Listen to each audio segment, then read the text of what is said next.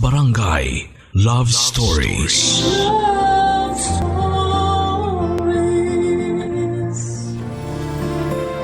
Kapag alam mong nasa mabuting kalagayan ang iyong mahal sa buhay, sinasabing napapanatag ang iyong loob.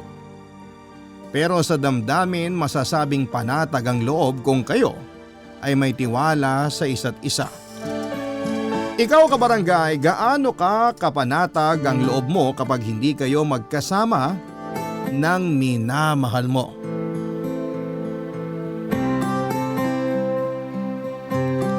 Dear Papa Dudut, magandang araw po sa inyo. Ako po si Dayan, 52 years old.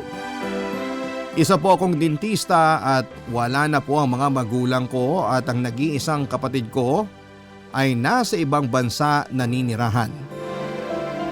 Wala pa rin po akong asawa at anak pero may boyfriend na po ako. At kung ipagkakaloob po sa akin sa edad kong ito, ang magkaanak ay handa po ako sa lahat ng responsibilidad. Una po ako nagkaroon ng boyfriend noong nasa second year college ako, Papa Dudut. Mas matanda po ang naging karelasyon ko pero hindi po nagtagal.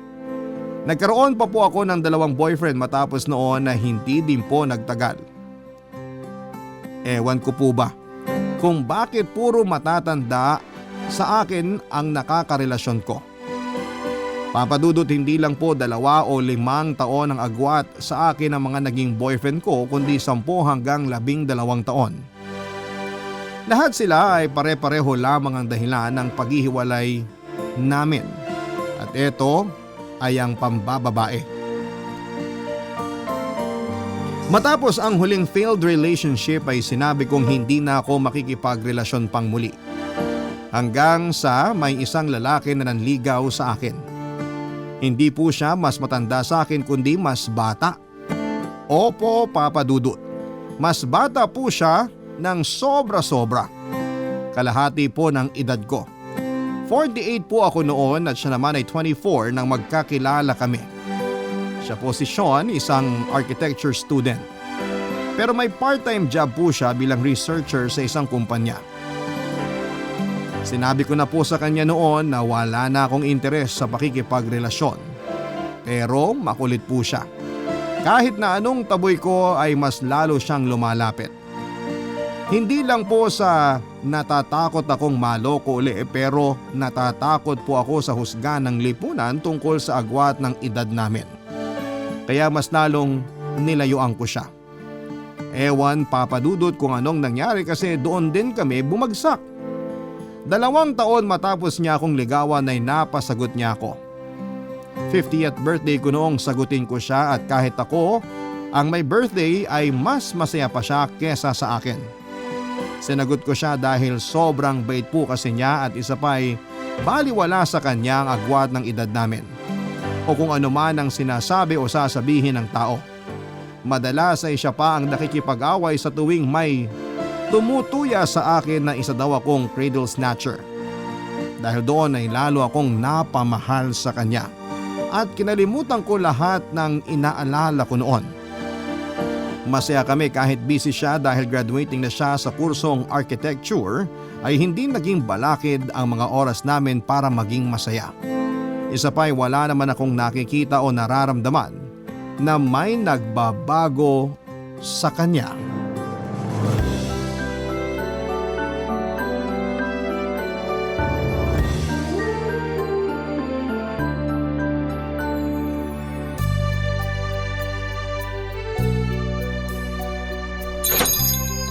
Sean, ang aga mo naman. Maaga natapos ang klase eh. May isa pa akong pasyente ah. Okay lang, dito lang ako maghihintay. Sure ka? Ano ka ba?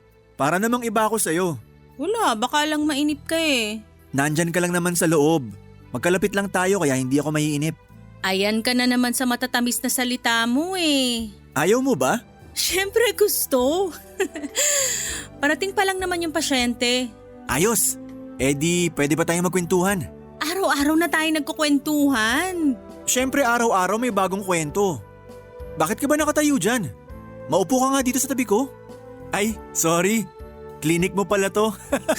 Kunyari ka pa, at home na at home ka dito sa clinic. Teka, nasan yung receptionist mo? Si Charlie, umuwi na. Pinauwi ko na kasi late darating yung pasyente. Nauuhan ko na, kaya sabi ko, ako na lang bahala. Ah, nagtitipid ka kaya ayaw mo na siya mag-overtime, no? Sira ka talaga.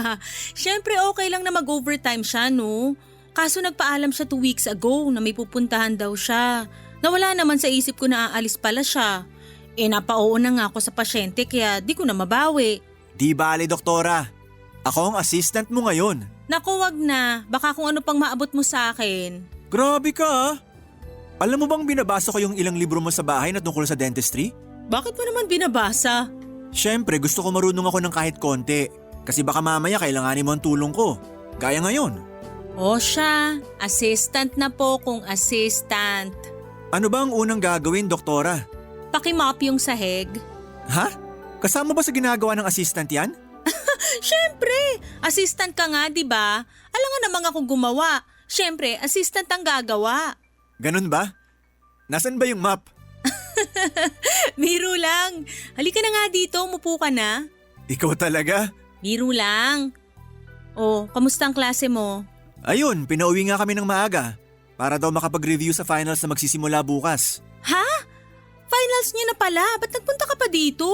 Sana umuwi ka na kagad para makapag-review ka. Kaya ko naman gawin yun mamaya. Ay nako ka talaga, ayoko ng ganyan. Importante yung finals mo. Mas importante ka naman. Future mo ang nakataya sa exam na yon. Ikaw ang future ko. Tigilan mo nga yung biro mo. Seryoso ako. Mas seryoso ako. Umuwi ka na at mag-review. Ano ka ba? Wala kang kasamang umuwi. Sean, kaya kong umuwi mag-isa. Ang importante, nag-aaral ka na. Bibili na lang ako ng pagkain mamaya. Ako na ang bibili. Hay, ang kulit naman. Sabi ko dumiretso uwi ka na. Ako na bahala sa pagkain. Pwede ba maya-maya na ako aalis? Sean, kung mamaya ka pa aalis, ang laking oras ng masasayang imbis na nagre-review ka na. Hintayin ko lang yung pasyente mo. Pag okay siya, iwanan na kita. Babae naman yun. Bakit? Wala bang babaeng masamang ugali? Ay, pilosopo naman. Hindi naman. Ito naman, nagagalit na agad. Ang sinasabi ko lang, mas makakampanti ako pag nakita kong okay ka na. Kasi kung uuwi na ako ngayon, iisipin kita. Kaya baka hindi din ako makapag-review. O sige na nga. Thank you. Parang bata to. Hay, bata ka pa nga pala. Mas bata ka kesa sa akin. Wah! Wah! Umuwi ka na nga. Biro lang, ikaw naman. Love you. Ay, yung pasyente ko. Tuloy, Miss Cherry. Cherry? Nagulat ako at magkakilala pala ang pasyente ko at si Sean, masaya silang nagkumustahan. Ako naman ay masayang nakita sila at inisip ko na malamang ay sobrang close nila at ang tagal nilang hindi nagkita kaya gano'n na lamang sila kasabik. Nang tanungin ni Cherry kung pasyente din siya ay nagulat ako sa sagot ni Sean na oo. Bakit niya sinabing pasyente siya? Nung una akala ko ay biro dahil pala biro naman talaga si Sean pero ang tagal kong hinintay pero hindi niya binawi yon. Medyo nainis ako papadudot kaya sinabi ko kay Cherry na pumasok na kami sa kwarto. Papasok na sana siya pero bago siya pumasok ay kinuha niya ang cellphone ni Sean at nag-selfie sila. Matapos noon ay nilagay niya ang number niya sa phone book at ginamit na profile picture ang selfie nilang dalawa. Sabi pa ni Cherry na magkita sila minsan. I-miss call na lang siya ni Sean para makuha niya ang number nito at saka siya pumasok. Habang pinapapwesto ko si Cherry sa upuan ay biglang tumunog ang cellphone niya. Binasa niya ito at saka siya ngumiti. Bago tuluyang sumandal sa upuan ay sumagaw pa ito ng "Got it!" Si Sean pala ang nagmensahe sa kanya. Lumabas ako sandali at nakita ko na nandun pa si Sean kaya sinabi ko sa kanya na umuwi na dahil okay na ako at nandun na ang pasyente ko. Saka siya nagpaalam.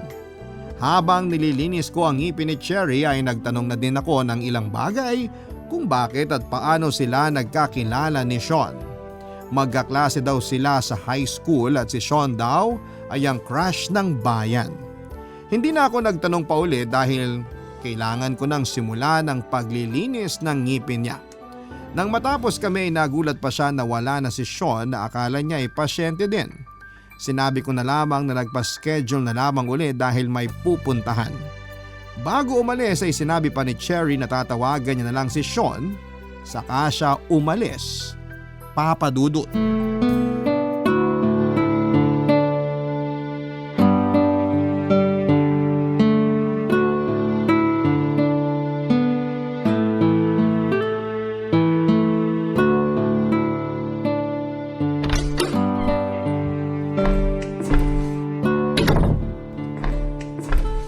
Hello po, nandito ako. Mahal? Bakit? May problema ka ba? Wala. Bakit parang ang tamlay mo? Masama ba pakiramdam mo? Siguro. Ayan na nga ba sinasabi ko eh. Sana hindi mo tinanggap yung huling pasyente para hindi ka napagod ng sobra. Kung hindi ko tinanggap yon, edi sana hindi kayo nagkita. Well, oo nga, pero mas mahalaga pa din ang kalusugan mo. Pinapaikot pa ako. Ano? Ha? Anong sabi mo? Hindi ko narinig. Wala naman akong sinasabi. Meron. Narinig ko eh. Wala akong sinasabi. O sige, wala na kung wala. Magpahinga ka na kaya. Naghahain pa ako. Ako nang bahala dyan. Maupo ka na lang at ako na dyan. Kaya ko na to. Maghahain lang naman. Wow! Ang sarap naman itong kaldereta na to. Manok yan, kaya afritada yan. Ay, oo nga. Hindi ko napansin. Paano hindi mo napansin ayan kitang-kita yung pakpak. Sa sauce ako nakatingin eh. Ang dami mong palusot. Joke lang, ikaw naman. Kumain ka na nga lang para matuloy mo yung pag-aaral mo. Mahal. Mahal! Ano ba? Kumakain tayo oh. Bakit ba parang mainit ang ulo mo? May hindi ka ba sinasabi sa akin? Ako? Tinatanong mo kung may hindi ako sinasabi sa'yo? Ako pa ngayon ang may hindi sinasabi? Sandali, naguguluhan na ako. Ano bang nangyayari? Anong hindi ko sinasabi? So buong gabi mong pangangatawanan niyang pagmamaang-maangan mo o buong buhay? Mahal, sandali. Wala naman ako naiisip na ginawa ko. Masaya pa tayo kanina nung nasa klinik ako ah. Oh, isipin mo yung mga nangyari sa klinik. Nangyari sa klinik? Teka, yun bang kaninang kinakagalit mo? Aha! Si Cherry no! Parang wala lang sa'yo no? Nagseselos ang mahal ko! At nakakatawa para sa'yo yon? Mahal, ano ka ba? Si Cherry, close friend ko nung high school yun. Ay talaga ba? Pasensya ka na ha at nag-isip ako ng masama. Ikaw kasi! Sorry na at pinag-isipan ko ng masama yung mga yakapan nyo kanina. Ano ka ba? Walang mali siya yun. Bata pa kami, hindi na ako attracted kay Cherry. Kaya pala dininay mo ko. Ha? Ha? Nakakaya mo talaga akong lokohin ng harapan? Hindi naman kita… Oo nga. Ngayon ko lang na-realize yung mali ko. Hindi man lang kita na ipakilala. Pinakilala mo ko. Pinakilala mo ko bilang dentista mo. Bakit? Nahihiya ka ba dahil sa matanda ako ng milya-milya kesa sa'yo? Hindi naman. Alam mo naman na hindi issue sa akin ang agwat ng edad natin, di ba?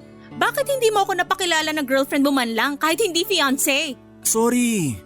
Patawarin mo ako. Mali ang ginawa ko. Nakita kong namula ka nung tanungin niya kung pasyente ka din doon. Kaya alam mo sa sarili mo na conscious ka nung sumagot ka ng, oo, pasyente ako. Patawarin mo ako. Hindi ko alam kung anong pumasok sa utak ko. Sorry, mahal. Kung may problema na, sabihin mo na kagad sa akin para mahanda ko yung sarili ko. Kung hindi ka nakampante sa relasyong to, sabihin mo na lang agad. Mahal, ano ka ba? Hindi totoo yan. Tatawagan ko siya ngayon. Sasabihin ko kung sino ka sa buhay ko. Ngayon? Ngayon lang? Mahal, patawarin mo na ako. Hindi na mangyayari uli ito. Pag nagpunta uli siya sa klinik mo, ako na magpapakilala sa'yo. Tama na. Tigilan natin tong diskusyon na to, pagod tayo pareho. Isa pa, ayokong masira yung concentration mo sa pag-aaral mo. May exam ka pa bukas. Paano ko makakapag-aral kung galit ka? Hindi na ako galit. Kalimutan na natin yung nangyari kanina. Totoo ah, hindi ka na galit? Bakit hindi ka nakangiti? Alam mo, mangungulit ka na naman. O ayan, okay na ba tong ngiti ko? Kaya mag-aral ka na. Seryosohin mo yan para makagraduate ka on time. Yes, ma'am! Sige na, maliligo na ako, papasok na ako sa kwarto. Mauna na akong matulog ha. Good night, mahal. I love you. Good night. I love you too. Natapos ang gabing yon na pumanatag kami pareho ni Sean. Ayoko kasing makaabala ang samaan namin ng loob sa pag-aaral niya. Pero dahil mahal ko si Sean ay pinilit kong kinalimutan ang tagpong yon. Pero sinasabi ko lang yon para hindi makita ni Sean. Sa loob ko ay parang medyo mahirap makalimutan dahil din siguro sa insecurity ko dahil nga sa agwat ng edad namin. Nakatulog na din ako kaagad matapos maligo dahil sa magkahalong pagod at sama ng loob. Hindi ko na naramdaman na humiga na pala si Sean at natulog na din. Kinabukasan ay maagang nagising si Sean, nakaligo na siya at nagluluto na ng breakfast. Doon na tuluyang nawala ang sama ng loob ko dahil napakalambing na tao ni Sean. Kung kagabi ay may bitbit pa ako sa dibdib ko, nang umagang yon ay natunaw na ang lahat ng yon. Pagpunta ko sa kusina ay humalik pa sa akin si Sean at ang sabi ko ay baka mal-late siya. Humingi ako ng pasensya at medyo late akong nagising. Sabi niya ay okay lang daw. Gusto niya naman akong pagsilbihan dahil kita niya na napagod ako. Sabi niya yung itlog na lang ang niluluto niya at kakain na daw kami pagkaluto noon. Ang sabi ko sa kanya ay ako na ang magbabantay at ako na ang magpapatay ng kalan. Maligo na siya para nakabihis na siya pagkakain na kami. Para aalis na lamang siya kasi nga ay baka malate na siya. Ginawa naman niya, Papa Dudut. Kaya ako na nagpatuloy ng pagluluto ng itlog. Bago naluto ang itlog ay tumunog ang telepono niya, may tumatawag.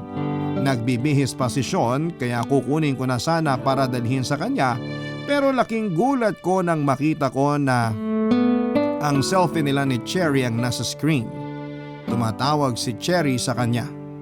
Naramdaman ko na palabas ng kwarto si Sean kaya bumalik ako sa pagluluto. Kinuha naman ni Sean ang telepono at sinagot yon. Tumalikod lamang siya pero hindi lumayo kaya dinig ko ang usapan nila. Ang sabi ni Sean, sige magkita na lang tayo mamayang gabi. Nagpaalam pa siya bago ibinaba ang telepono. Hindi naman sa wala akong tiwala pero tinanong ko si Sean kung sino ang tumawag. Sabi niya, doon daw sa trabaho niya. Maganda daw ang outcome ng project kaya may celebration sila sa gabi. Hindi ako nagpahalata na alam kong nagsisinungaling siya, Papa Dudut. Kumain po kami ng maayos hanggang sa nagpaalam siya. Pagkalis niya ay doon na dumaloy ang luhang kagabi ko pa pinipigilan na tumulo sa aking mata. Barangay Love Stories. Barangay Love Stories. Papa Dudut, kayo na po ang magsabi kung mali ba ang ginawa ko ng gabing yon. Alam ko kung anong oras ang labas niya sa klase niya kaya inabangan ko po siya at saka sinundan nang umalis siya. Nagpunta po siya sa isang bar noong una sabi ko sa sarili ko na hanggang doon na lang. Uuwi na ako. Pero ewan ko kung bakit lumabas pa ako ng kotse at pumasok sa bar kung saan ay nagpunta si Sean. Sobrang kaba ang nararamdaman ko noon, hindi dahil sa takot na mahuli ako kundi dahil sa takot na totoo ang iniisip ko. Nagtago ako sa isang gilid. Ang tagal kong huminga ng malalim bago ko tuluyang sumilip kung saan ay nandun si Sean. Ang sakit, Papa Dudut, dahil ang mismong nasa isip ko ang mismong nakita ko. Nakaakbay si Cherry kay Sean at masaya silang umiinom ng alak. Para akong pinagsakloban ng langit at lupa. Hindi ko alam kung papaano lalabas ng bar na yon dahil parang bumigat ang paa ko at ang hirap na humakbang habang tuloy-tuloy na umaagos ang luha ko. Parang ilang taon akong bumiyahe pauwi sa sobrang bigat ng nararamdaman ko. Humiga ako pero hindi ako makatulog noon.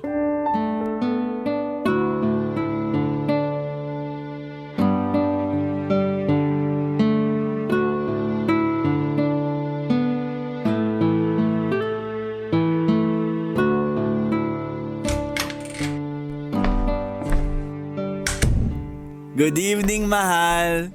Ay, good morning na pala. Tulog ka na, mahal? Kaya ka pa? Oh, bakit mo hinawi kamay ko? Pwede ba, Sean? Amoy alak ka. Oo. Uminom kasi ako ng alak eh. Pwede ba kung lasing ka na, matulog ka na? Mamaya na. Kwentuhan muna tayo. Natutulog na ako.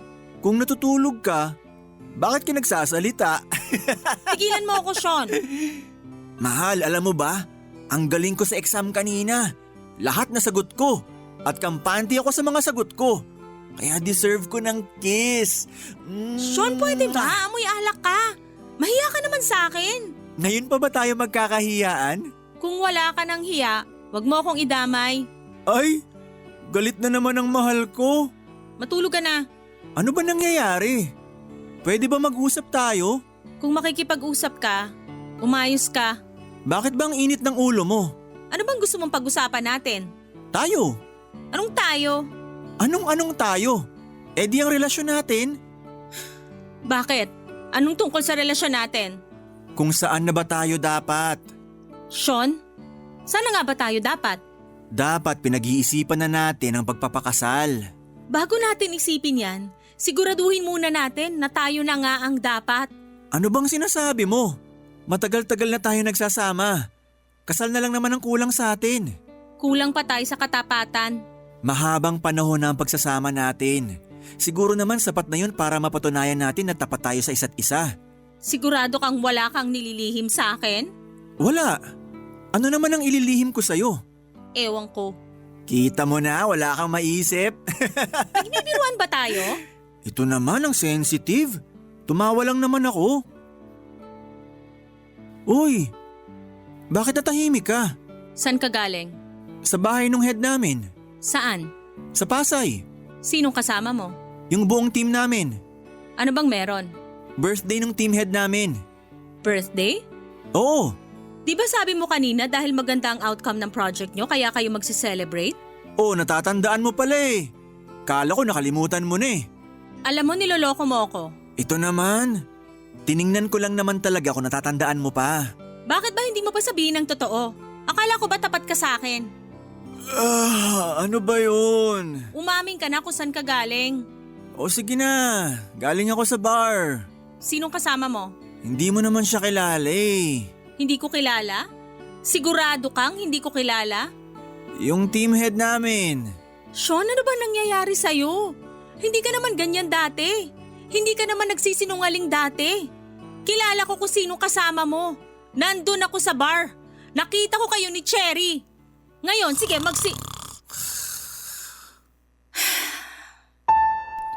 Para kong tanga ng gabing yon, Papa Dudut. Siya ang may gustong mag-usap kami tapos tinulugan niya ako. Kaya lalong sumama ang loob ko. Hindi ko maisip kung ano ang nangyayari, bakit biglang naging sinungalin si Sean at ang pinakamabigat na kasinungalingan niya ay ang pambababae niya. Mahal ko si Sean kaya natatakot din akong mawala siya. Pero sa nangyayari parang papunta na doon ang relasyon namin. Hindi ko alam kung magiging handa ba ako at umalis ako ng gabing yon. Pumunta ako sa isang kaibigan at dating kaklase. Isa naman siyang dermatologist. Siya ang pinakamalapit kong kaibigan at matagal na noong huli akong naglabas ng problema sa kanya. Ikinuwento ko ang lahat maski siya ay hindi makapaniwala dahil kilala din niya si Sean na isang tapat na tao. Inisip naming maigi kung ano ba ang dahilan at biglang nagbago si Sean hanggang sa matapos kami sa isang konklusyon.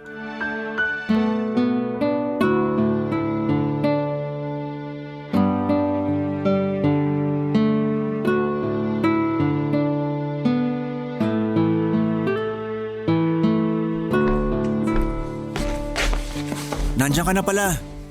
Hindi ka nagpaalam, nag-alala ako sa'yo. Saan ka ba galing? Naghahain lang ako, pero maupo ka na. Halika na.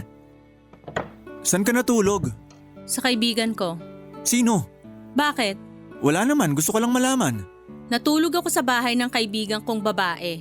Hindi lalaki. Wala naman akong sinasabing ganon. Nagpalipas ako ng gabi kila Margaret. Ay, si Doktora Margaret, yung kaibigan mo na dermatologist. Surgeon din siya. Oo nga pala, nasabi mo dati. Kumusta siya? Mabuti siya. Masaya. Uy, that's good. Eto na ang juice. Kain na tayo. Magkakape ako. Nagiinit pa ako ng tubig. Sandali lang yon. Mahal, pasensya na kagabi ah. Bakit? Ano bang ginawa mo kagabi? Alam ko naman na nagalit ka sa akin kagabi kasi lasing na lasing ako. Hindi na mauulit yun.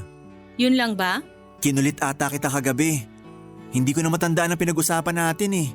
Sobrang dami kong nainom kasi. Alam mong madami kang nainom. Alam mong nangulit ka. Yun lang? Hindi ko na matandaan, mahal eh. Una, alam mo bang pinilit mo ako mag-usap tayo tapos tinulugan mo ako?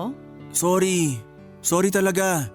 Hindi na mauulit yun. Hindi mo matandaan ang mga huling sinabi ko? Hindi eh. Ano bang pinag-usapan natin? Kalimutan mo na. Hindi na siguro importante. Mahal, may nasabi ba akong mali? Sabihin mo para makahingi ako ng tawad. Kalimutan mo na. Alam ko masama ang nasabi ko. Kasi galit ka at hindi ka dito natulog.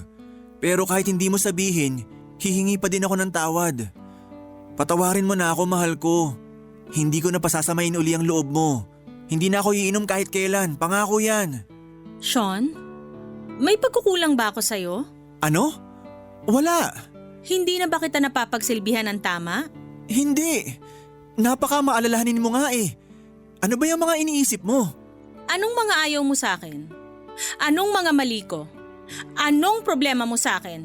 Mahal, saan mo ba nakukuha yung mga sinasabi mo? Wala kang ginagawang mali. Sapat lahat ng ginagawa mo at mahal na mahal kita. Eto. Tingnan mo to. Ano to? Ano ba sa tingin mo? Brochure? Teka, bakit mo pinapakita sa akin to? Brochure ng mga surgery? Gusto kong magparetoke. Anong nakakatawa? Sorry, ikaw kasi. Hindi joke ang sinabi ko. Mahal naman eh. Dati naiinis ka pag makulit ako. Sige na, naniniwala na ako. Nakakainis din pag makulit. Hindi kita kinukulit. Sinasabi ko ang gagawin ko. At hindi ako nagpapaalam. Gusto ko lang malaman mo. Mahal? Naguguluhan ako sa'yo. Klaro naman ang sinasabi ko ah. Anong klaro? Sabi mo magpaparetoke ka. Anong paparetoke mo? Wala namang mali sa mukha mo o sa katawan mo. Madami. Lalo na kapag kasama kita. Nakikita ko kung gaano kadami ang mali sa itsura ko. Mahal, ano ba? Gulong-gulo na ako. Ano ba yung sinasabi mo? May pakiusap lang ako. Mawawala ako ng 2 linggo. Sana naman hindi mo ako kalimutan. Nakakainis ka naman eh. Pasensya ka na. Mamaya na natin pag-usapan. May exam ka pa lang ngayon. Kalimutan mo na muna yung mga sinabi ko at mag-concentrate ka sa exams mo. Noong maalala ko na may exam pala si Sean ay agad akong bumawi muna sa mga sinabi ko. Ayoko masira ang concentration niya dahil lamang sa kakaisip. Pinilit kong maging casual at normal. Tinago ko muna ang sama ng loob ko sa mga nangyayari sa amin. Matalino si Sean at ayokong ako ang maging dahilan para magkaproblema siya sa pag-aaral. Umalis siya at saka ako lalong nag-isip. Mas madami ang opportunity na lalapit kay Sean pag nakagraduate siya. Bukod kay Cherry, marami pa siyang babaeng maaaring magustuhan at makalimutan ako. Gusto kong magpa-plastic surgery para bumalik o hindi man bumalik ay mabawasan ang edad na nakalantad sa mukha ko, Papa Dudut. Mula noong bata ako ay ngayon lamang ako nakaranas ng insecurity. Hindi ko naisip noon na pag tumanda ang itsura ko ay maaari palang magbago ang lahat-lahat, Papa Dudut. Barangay Love Stories. Barangay Love Stories. Papa Dudut, hindi ako nakapagbukas ng klinik ng araw na yon. Kasi ako naman ang nawala ng concentration dahil nga sa kinikimkim kong sama ng loob.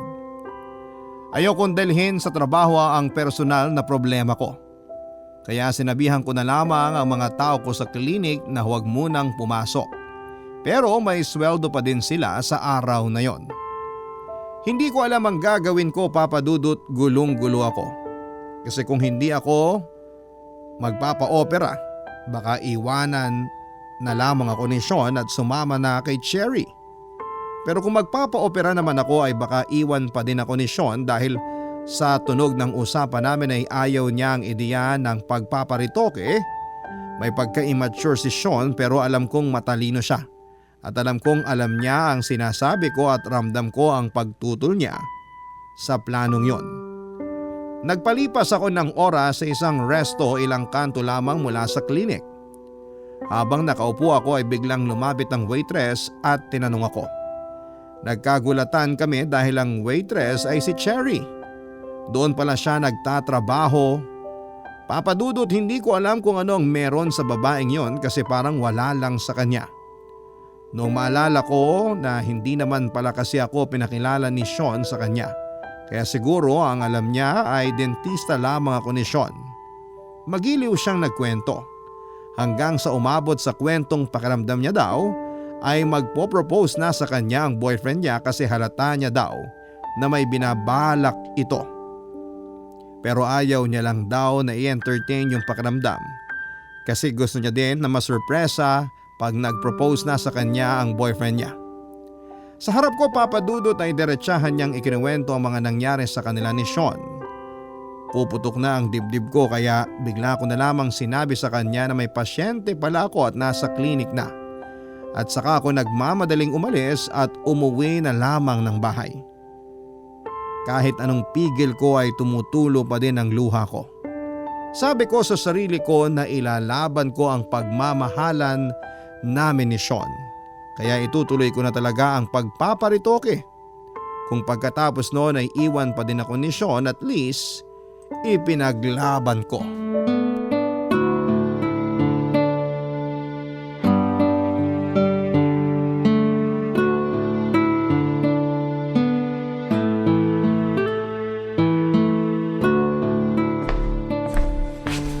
Mahal! Oh, nandiyan ka na pala. Bakit ang aga mo? Exam week namin ngayon, di ba?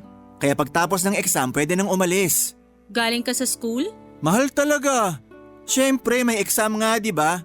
Mahirap ang exam sa park o sa police station o sa mall. Joke lang. Masyado ka namang seryoso. Masaya lang ako kasi nilabas na din pala ng prof namin ang resulta ng final exams. Bago ako pumasok, sinilip ko ang website namin. Eto, tingnan mo sa cellphone ko. Ayan ang resulta. Nakauno ka. Ano ba naman yung reaksyon mo? Hindi ka ba masaya? Ha? Masaya ako.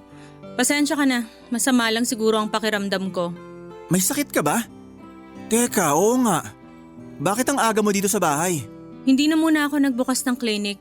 Mabuti nga yun. Kasi parang matamlay ka eh. Tsaka bakit parang namumugto ang mata mo? Umiyak ka ba? Hindi. Siguro nga dahil sa pakiramdam ko. Halika na dun sa kwarto. Mahiga ka na lang muna. Ayos lang ako dito. Salamat. Anong gusto mo? Sandali, ipagtitimpla kita ng kalamansi juice. Kakainom ko lang. Wag mo na ako masyadong alalahanin. Ipapahinga ko lang to. Sige, dito lang ako. Pag may kailangan ka, sabihin mo agad ha. Magbihis ka na muna. Mamaya na. Hindi ka ba aalis? Hindi, wala naman kaming trabaho ngayon. Anong gusto mong kainin? Wag mo na nga ako masyadong intindihin. Magpahinga ka na lang muna dyan, ako na magluluto mamaya. Salamat. Ano bang salamat? Responsibilidad ko yun, no? Kwentuhan mo naman ako ng nangyayari sa'yo. Ayun, pasado ng final exam ko. Ipapasa na lang yung mga papers na kailangan, yung mga drawing plates at isang project. Madami pa palang kailangan. Madali na yon, kasi tapos ko na mga papers at plates. Yung project, grupo naman kami at tapos na din. Ipapasa na lang lahat. Alam ko naman na mataas ang grado na makukuha mo. Kasi matalino ka naman. Ano ba yan? Baka bumili na ako ng bagong sombrero. Bakit? Parang lumalaki ang ulo ko sa papuri mo eh. Ayan ka na naman sa biro mo eh. Sorry. Ayaw mo ba talaga ng ugali ko? Ha? Hindi ko mapapangako pero pipilitin kong hindi na maging makulit. Hindi na maging isip bata. Pagpasensyahan mo na ako ha. Pinipilit ko naman na magbago eh. Hindi naman. Expression ko lang naman yun. Pero napapansin ko parang madalas ka nang naiinis sa mga biro ko ngayon eh. Hindi. Mahal kita kung sino ka. Mahal na mahal kita. Mahal din kita. Pwede bang payakap? Oo naman. Halika nga dito. Oh, bakit nandito tong brochure? Binabasa mo pa din? Oo, Bakit pa? Mag-aaral ka uli? magpapa-plastic surgery ako. Sandali. Seryoso ka ba talaga kaninang umaga? Oo, gusto ko magbago ang itsura ko. Mahal, wala naman problema sa itsura mo. Anong ipapaayos mo? Ipapabalik ko yung mas batang itsura ko. Ano? Mahal, hindi ko talaga maintindihan. Bakit? Para sa'yo. Sa akin? Wala naman akong problema sa itsura mo. Sinasabi mo lang yan. Hindi, totoong sinasabi ko. Mahal na mahal kita, Sean. Ayokong mawala ka. Hindi ako mawawala. Ano bang sinasabi mo? Alam ko na matanda na akong tingnan kapag magkasama tayo. Alam ko minsan nahihiya ka. Hindi totoo yan. Sean, please. Ayokong mawala ka. Kaya hayaan mo na lang ako. Hindi. Hindi ako papayag. Pinagtalunan namin ang plano ko, Papa Dudut. Nagagalit na si Sean pero desidido ako na gawin ang pagpapa-opera. Ayaw kong banggitin si Cherry, sa tingin ko naman ay alam niya nang dahil kay Cherry kung bakit siya nagkaganon at kung bakit ako nakapag-isip ng pagpapa-opera. Papa Dudut, ang kaibigan kong si Margaret din ang gagawa ng operasyon.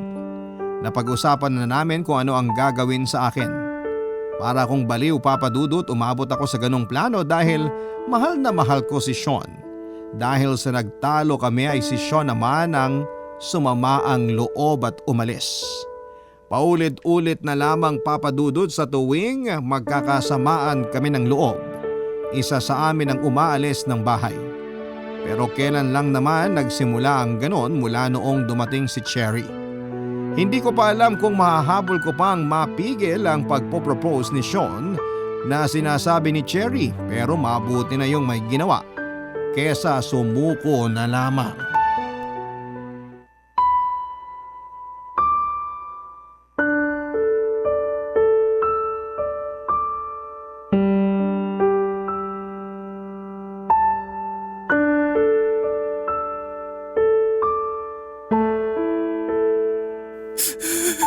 Anong nangyayari sa'yo?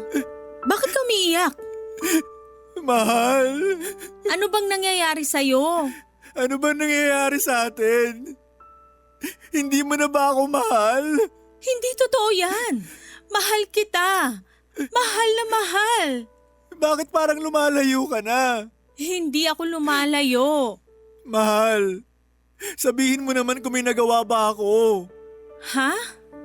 Mahal, nahihirapan ako. Hindi ko alam kung bakit parang lumalayo ka sa akin. Bakit bigla ka nag-iba? Hindi ako nagbabago. Mahal, nararamdaman ko. Isip bata ako, oo, pero hindi naman ako tanga. Hindi ko iniisip yan. Huwag ka nga mag-isip ng ganyan. Mahal, paulit-ulit ako. Pero hindi ako magsasawang sabihin sa'yo na mahal kita. Ganon din naman ako. Bakit kailangan mo magparitoke? Hindi ko naman kinahihiya ang itsura mo. Wala kang problema. Ang agwat ng edad natin, hindi naman problema yun eh. Yun bang hindi kita na ipakilala kay Cherry? Mahal, patawarin mo na ako doon. Tanggap ko ng pagkakamali ko. Nagulat lang talaga ako sa tagal na di kami nagkita kaya hindi ko alam ang nasabi ko. Narealize ko lang nung sabihin mo. Pero nagsisisi na ako doon. Mahal, Bakit? Ano ba yung tinatago mo sa dibdib mo? Sabihin mo sa akin, please. sa edad kong to, hindi ko alam kung bakit ako naging insecure. Pero siguro dahil din sa edad kaya ako naging insecure. Dahil sa agot ng edad natin. Mahal, napag-usapan na naman natin yan, di ba? Oo, pero... Pero ano? Mahal, anong kaugnayan mo kay Cherry? Kaklase ko siya dati, kaibigan. Yun lang? Mahal, wag mong sabihin na si Cherry ang dahilan ng mga nangyayari sa atin. Kasi ngayon ko lang naisip na mula nung araw na una kami nagkita uli ni Cherry, tsaka nagsimula ang panlalamig mo sa akin. Sean, nakita ko kayo sa bar nung isang araw, nung umuwi kang lasing. Pero sabi mo ang kasama mo yung team head nyo. Bakit ka nagsinungaling sa akin? Mahal, hindi ko naisip na malalaman mo kung nasan ako. Kaya hindi ko sinabi ang totoo kasi may pinaplano ako. Pero para ko ng kapatid si Cherry. Magkayakap kayo. Oo, pero ganun lang talaga kami. Siguro sobrang na-miss namin ang isa't isa kaya ganun kami nung gabing yun. Anong pinaplano nyo? Mahal, wag na natin pag-usapan yan, please. Alam ko kung ano. Ha? Sinabi niya sa akin nung magkita kami dun sa restaurant na pinagtatrabahuhan niya. Pinuntahan mo siya dun? Hindi ko siya pinuntahan. Hindi ko nga alam kung bakit sa dinami-dami ng restaurant na mapupuntahan, dun pa ako sa pinagtatrabahuhan niya napunta. Anong sinabi niya sa'yo? Yung totoo, yung plano niyo. Sinabi niya ang plano ko? Oo, na magpo-propose ka na sa kanya.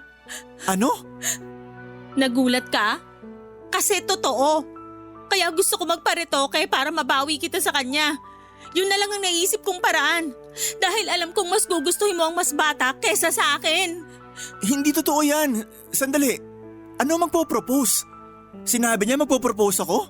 Hindi niya diniretsa. Pero alam ko naman na ikaw yun kasi ikaw ang kasama niya. Mahal! Ayan ka na naman eh.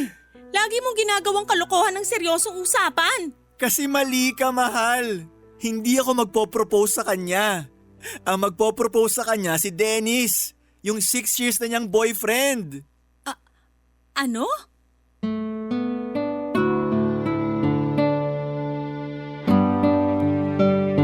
Papadudot dahil sa mga hinala at maling akala ay kung ano-ano pala ang binuo ko sa isipan ko.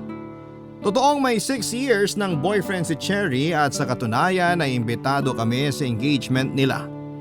Hindi ako bumitaw sa braso ni Sean ng araw na yon dahil sa sobrang hiya ko sa mga inisip ko habang si Sean naman ay para namang bata na biglang natatawa. Pero ayos lang sa akin yon, Papadudot, mahal ko siya kung sino man siya at kung ano man siya. Wala akong babaguhin sa kanya kasi siya yon. Papadudot, tungkol naman sa sinasabi ni Sean na plano ay hindi niya talaga sinabi sa akin dahil nga sa napahiya ako sa mga duda ko ay hindi na ako nangulit bilang pagbawi. Pero Papadudot, yung babaeng pinag-umpisahan ng insecurity ko, kaya ako nag-isip ng kung ano-ano ay ang babae pa lang mag-o-organize ng proposal ni Sean para yayain akong magpakasal. Papadudot, yung imbitasyon nila Cherry na engagement nila ay ang sorpresang proposal ni Sean. Hindi talaga nila engagement yon. Ginamit lang nilang dahilan yon dahil matagal-tagal na din silang engaged. Kaya pala halos lahat ng bisita ay kakilala namin ni Sean na hindi ko naman pinagdudahan dahil matagal na namang magkakilala sina Sean at Cherry. Pero ang kinagulat ko ay nang dumating ang kaibigan kong si Margaret na naging hudyat para lumuhod si Sean at yayain ako magpakasal. Kahit mababaliw ako sa mga nangyayari ay hindi ko pa din kinalimutang sumagot ng oo kay Sean, Papadudot. Napakasaya ko ng araw na yon at ang saya ko ay tuloy-tuloy hanggang sa ngayon. Kahit na hindi na po ako nakahabol para magkaanak ay nag-adapt po kami ng isang baby boy na mag-iisang taon na at mahal na mahal namin siya. Masasabi ko po na dahil sa pagmamahala namin ay buong-buo na ang pamilya namin. Sana po ay meron po kayong napulot na aral sa nangyari sa akin. Salamat po, Papadudot, sa pagbasa ng aking kwento. Ang inyo pong forever kapuso at kabarangay, Dayan. Nagustuhan ng iyong napakinggan? Ituloy yan via live stream sa www.gmanetwork.com/radio. Barangay LS 97.1 Forever